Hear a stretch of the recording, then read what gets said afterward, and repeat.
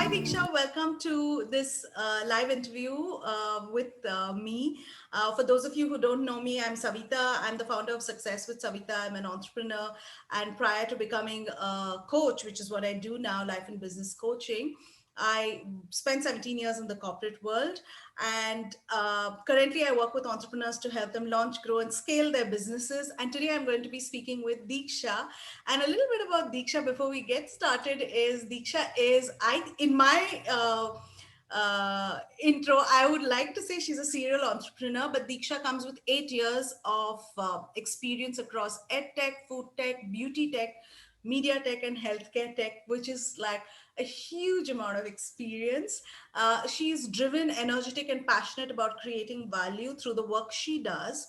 And like I said, she's an entrepreneur at heart, and she's translated her love for it by her different ventures. But I'm going to talk to her and ask her to share her journey so you hear more about her work from Deeksha Ahuja herself. So, Deeksha, over to you. Thank you for making the time to be here and on a holiday for the rest of the world, of course, for the rest of the country. But I'm thankful that you're here and for making the time. So, yeah, welcome to the show.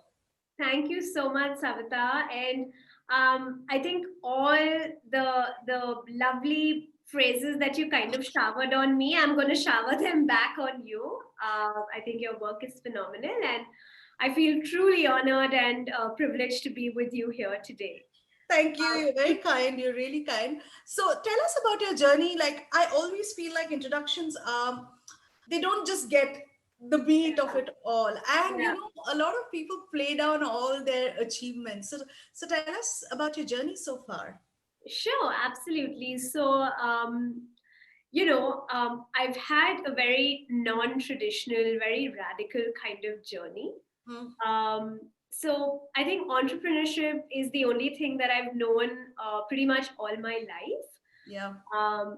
Back in college when everyone was busy securing great placements or applying to, be schools outside, I was in two minds thinking of, hey, I don't want to do either. And, what can I step into that's challenging, that's creating impact?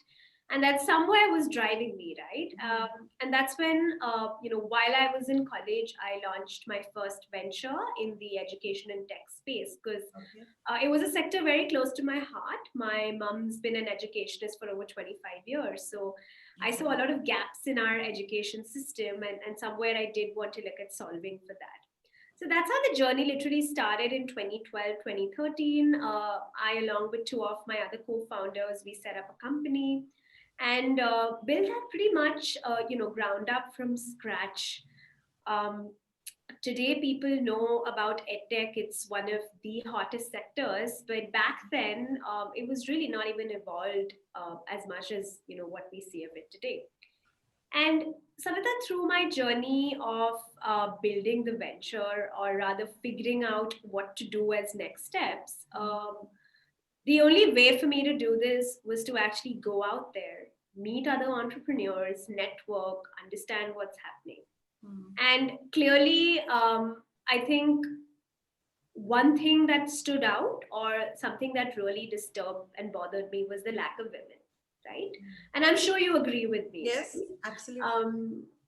All of these forums, all of these events didn't have women. And, when you actually question back, you're like, hey, it's not like women don't have what it takes to be great entrepreneurs, but Yeah. why was still the number of women who were scaling up their ventures or raising capital much more lesser compared to, male counterparts? Hmm. And I think once an entrepreneur, always an entrepreneur. So now Yeah. it was time for me to kind of figure out, okay, what is the issue here? Can we look at a solution? Can we decode what's wrong? And can we kind of, solve for that? Yeah. And that's how my journey towards both of my other ventures, that are Collaborator and Incubay, kind of started. So yeah, that's a little bit about the journey. Okay. And so tell me about Collaborator because both of these ventures are really exciting and not many people are doing the kind of work that you are doing right now. And there's a huge need for that. So tell us a little bit about the work that you currently do. Right. So I actually set up Collaborator as by accident. Mm. What ends up happening is, as an entrepreneur, when you are one of them in your networks, a lot of people after about 5-6 years of their career journeys decide that, okay, now we want to look at making a difference, we Yeah. want to start something of our own. And that's how I would get pulled into every conversation, because they would want to get some advice or seek some mentorship, right? So I was actually very informally consulting and mentoring a lot of people out there. And a Mm. lot of them were women too, right? Who wanted to start out and scale out, right? And that's when I realized that our startup ecosystem still lacks a lot of on ground support and direction for budding entrepreneurs. And Right. that's how I put together Collaborator with the aim of ensuring that can we make everything available in terms of resources that anyone would need if they want to scale their business, if they want to make it investable, right? and Mm. and whatever gaps that lie in the startup ecosystem, can we try and solve that, right? And can we Yeah.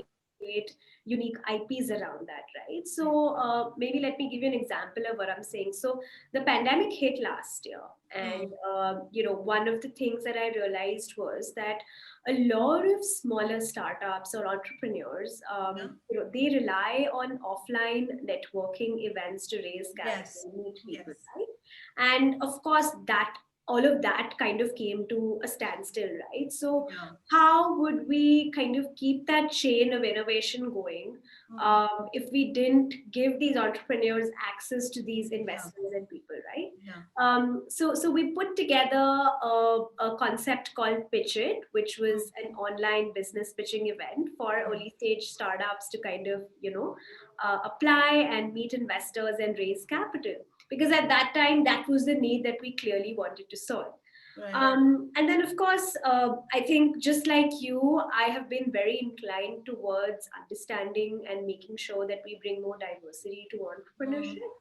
And that's how Encubay happened, right? Right. Because kind of going back to my example of how there were no women in networking Right. groups and how I wanted to do something about it. So what I actually ended up doing in these past 5 years was speaking to over 1,000+ entrepreneurs, all women, investors, ecosystem partners, to decode what went wrong. And the long and short of the issue was that women lacked networks, right? Right. Networks of stakeholders such as mentors, experts, investors, and it's literally access to these networks that helps a startup strategically scale up or get to their goal. Right. But women were completely missing of these traditional networks. Right. So hence Encubay was created as an all-inclusive ecosystem for startups that were founded or co-founded by women, Right. so that these women could access all of these stakeholders that we kind of just spoke about. Yeah, awesome. I actually love the work that you're doing with both and NQA, of course. So tell me, you pointed out about the gaps, right? And Mhm. as you and me know, we know what the gaps are. But Yeah. if you were to like say, hey, these are the three, four areas that we see there being challenges around for Yeah. female entrepreneurs, what Yeah. are those that you would pinpoint as gaps Right. currently? So I think I would like to term them as internal and external gaps. Okay. I think internal have to do more with just how women are, or are kind of have turned out to be because of various cultural and societal barriers. Mm, mm, One of the things that I realized when I would speak to women vis-a-vis certain men who were entrepreneurs was right. the lack of growth vision, right? Mm, So most women would be very comfortable with running a venture that would cater to X amount of audience, and yeah. not really have the aspiration to grow it bigger, even though the model would be really scalable, right? Mm-hmm. Vis-a-vis men, whether or not it's scalable, they had the vision, oh yeah, we want to become the next Amazon, right? So, Yes. and I just think this is a byproduct of the way society has been. It's clearly changing now. Yeah. So what we need to do is actually help women understand or help them see a larger vision, a larger growth goal. And I'm sure you must be facing so many of such stories, and you must be Yeah. also experiencing the same. Yeah. So there is a stark difference in the way women see the vision for themselves and what success means to them, and the Correct. way men do it. And women do tend to hold themselves back a lot. Yeah. And so, yeah, I mean, I get that. So, Yeah. what would you say are the external? So, internal, there are so many, and Absolutely. there's a Absolutely. lot out Yeah. there. And Yeah. external, I feel, do you feel it's bigger than the internal, or it's like you can't really put a. No, definitely there are biases that exist, right? Let's be honest about it. As much as I think we are moving towards a more diverse and a more equal Right, space, there are biases that exist, right? right. Across, right? So let's look at funding, right? Mm, Let's look at investing. We know the numbers when it comes to that, right? Just about roughly 2% of venture capital funding goes to women-led ventures, right? Which just and this is globally a number, right? So right. this has nothing to do with only India as a culture and all. This is a global problem, right? So clearly there are gaps there. There are biases there, right? In Yeah. fact.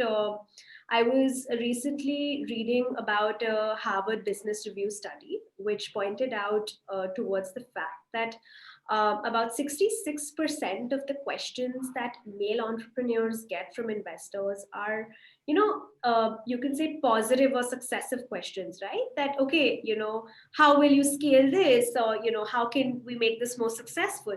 But the contrary is for women. And 66% of the questions that are poised towards women founders are more from a negative connotation. So, oh, what if this doesn't go as per your plan? What if you fail, right? So there's a clear difference, and these biases of course make it that much more tougher for women to actually break through, right? So investing is definitely one of them.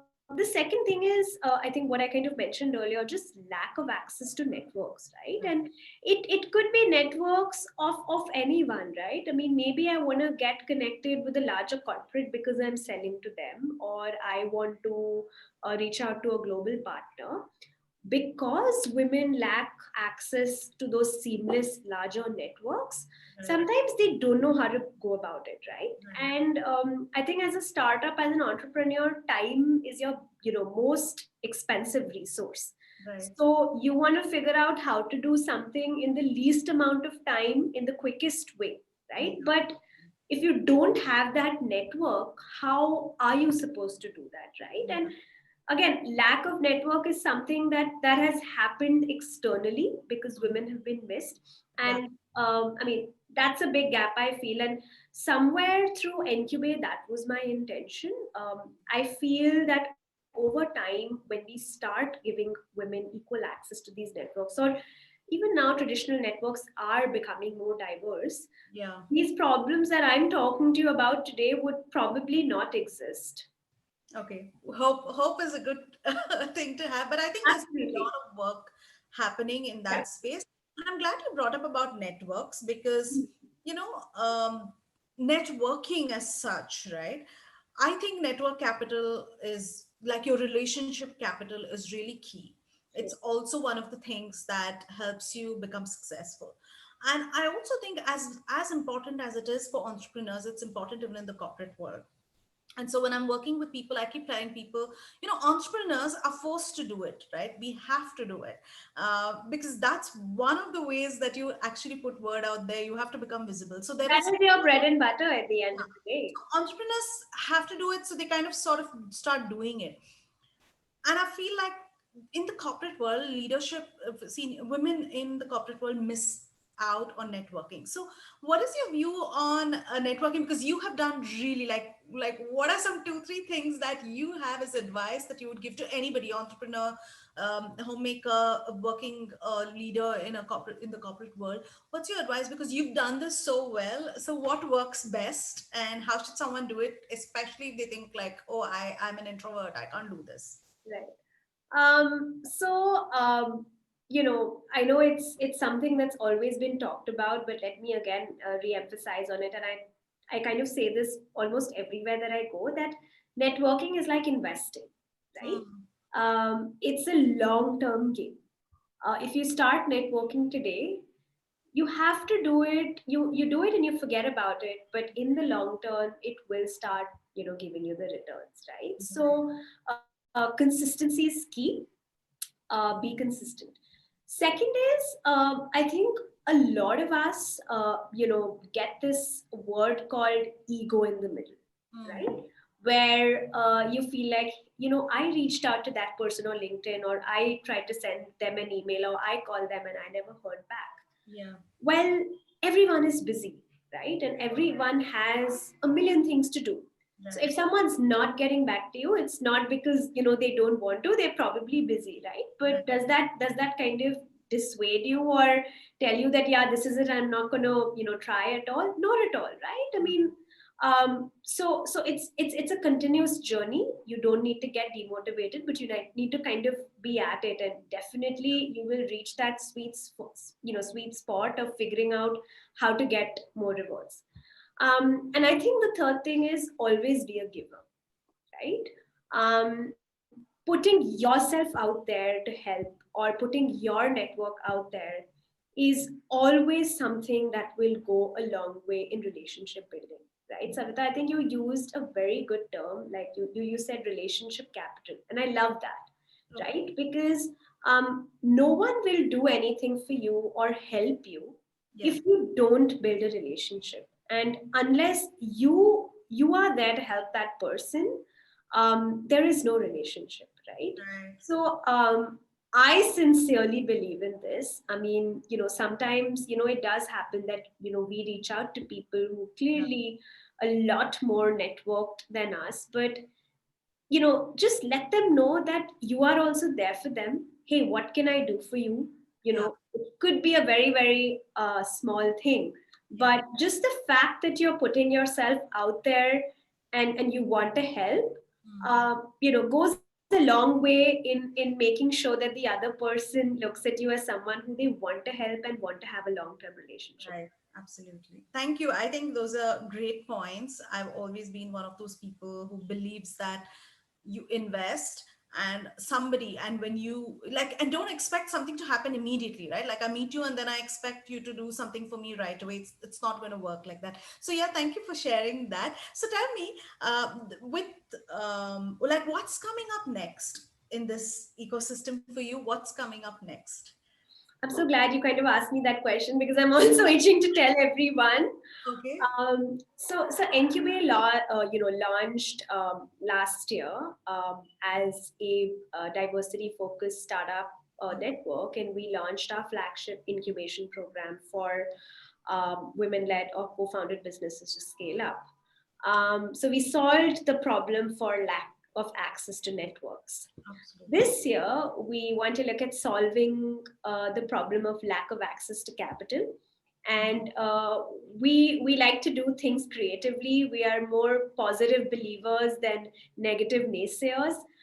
So, kind of keeping that in mind, what Encubay is launching and what's brewing in the works is a Encubay angel investing network, Mhm. where anyone, even you believe in diversity, you believe that more funding and opportunity should be given to women founders, and you're happy to back some of them, right? So we're kind of creating a network wherein you can invest in promising, ambitious women who are building companies for the next couple of years ahead, right? So we're very excited to kind of launch that, because a lot of my conversations and research with so many men and women in corporates and otherwise have made me to believe that everyone there wants to help.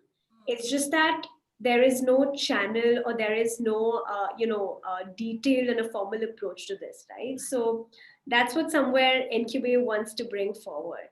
So you put a system to this, and so who anyone and everyone can join this, and how do they join this? Right. So definitely people who want to explore or want to learn more about investing in startups, Okay. you know, and anyone who believes that the future of India is with startups and Mm. wants to also give equal opportunity to women. Okay. In terms of how to join, we will be soon on the Encubay page and on my page also letting people know how they could kind of join in. Okay. But yeah, that is something that they would, have to kind of stay tuned with us for. Yeah. So I'm going to drop all the links here, but I'm not done yet. So I have a couple more questions. So we're going to come back to how you can get in touch with MQB and where to find the links.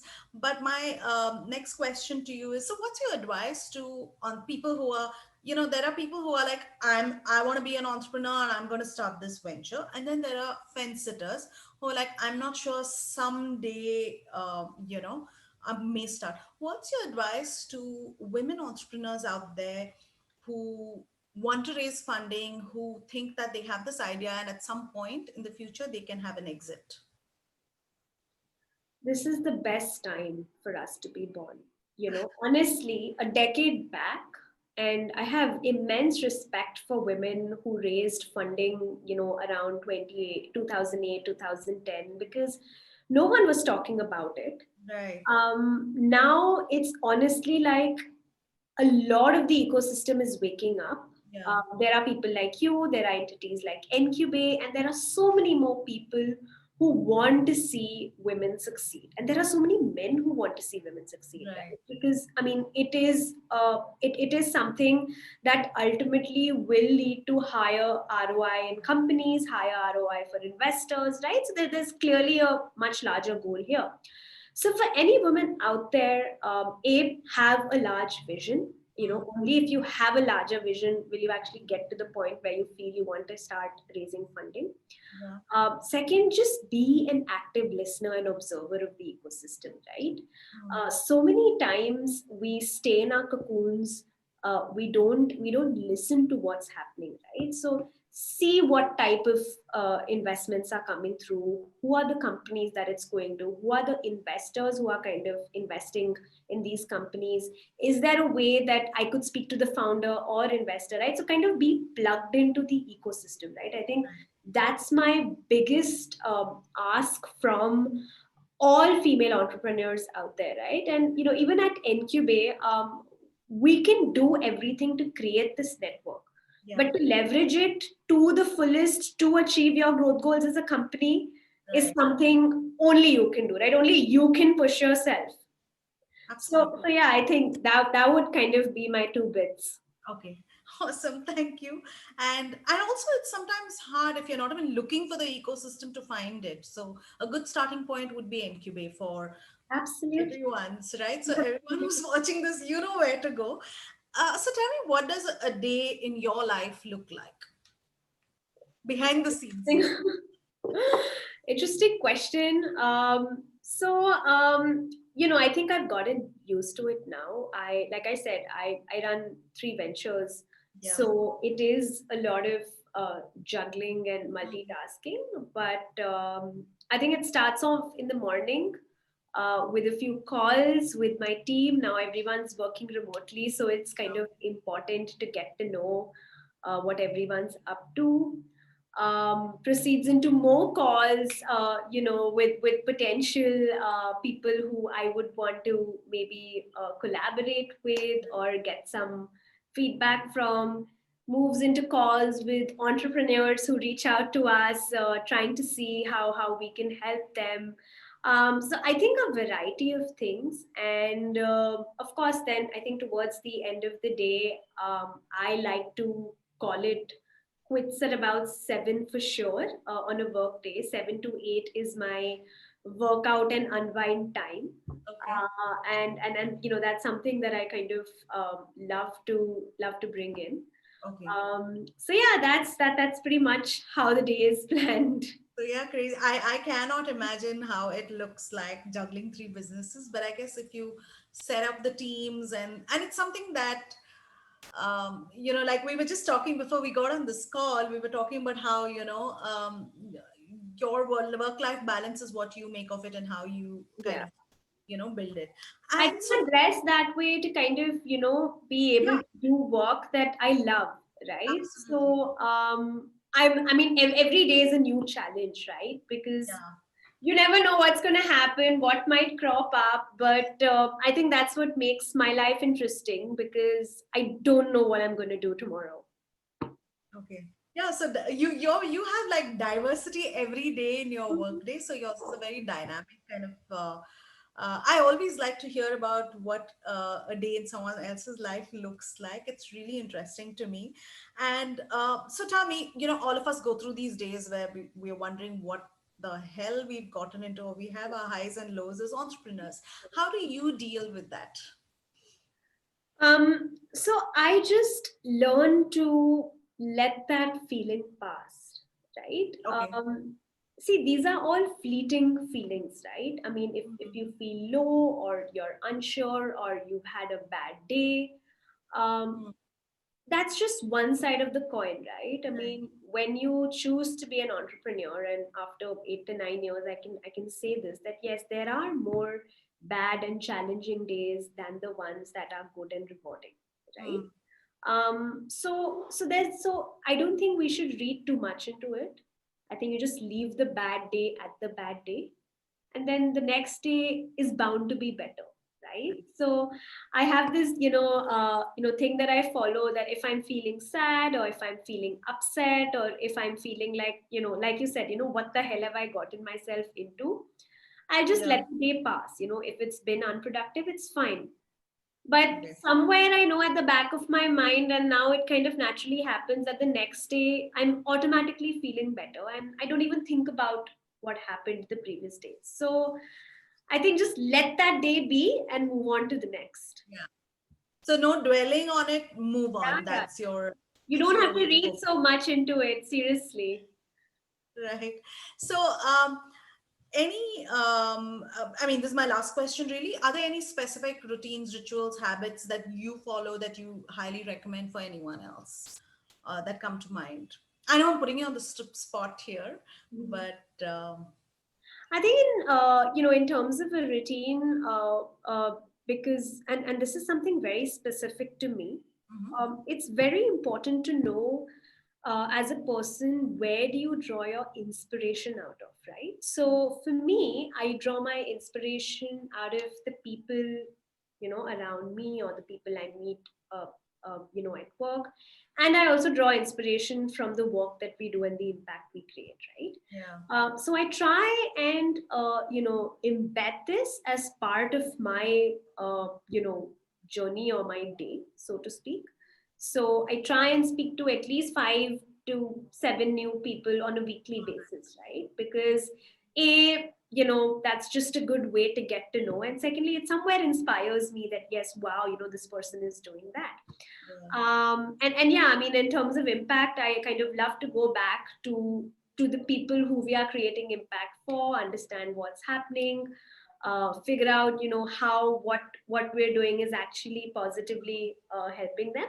Somewhere it does give you that push, or that boost, that yes, you are on the right path. So I think as entrepreneurs, we're always, everyone says, yeah, count your mistakes, this is what went wrong. I'm saying make a list of things that went well, the good Yeah. that you're doing. Absolutely. um, I think that's an excellent practice to follow. Yeah, so positivity, purpose. If I have to distill this, so that you're positive, you tap into your purpose, you know the impact that you're creating, and your big why. You're very close to your big why, so which keeps you going. So awesome.